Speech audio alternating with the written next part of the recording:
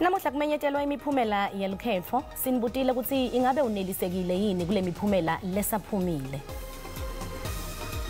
Mina umbono wami ngibona ukuthi mina imiphumela lena lephumile manje ngibona ukuthi kuhambe kahle kakhulu ngoba cishe na uthi uyabuka maqembu lamanyende kakhulu akashiyana ekugcini ngema%.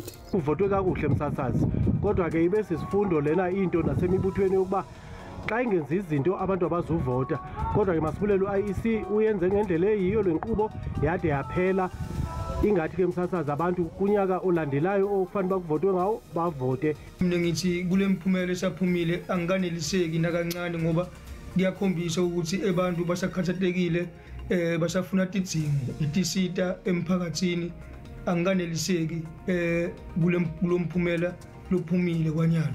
Nivotile nami ngambeko ex wami angabe wayekube ku X efama kubeka umkorekiso nje enjele ukuthi into zihamba kakuhle. Ngiyacabanga ukuthi nalo X lo ngomnye wenza izinto zihambe ingahambi kakuhle. Ngokwemiphumela mina ngiyaneliseka.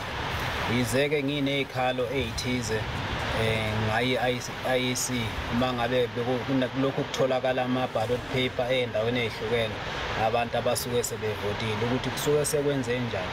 Engathi nje ngayiqinisekisa leyo ndaba.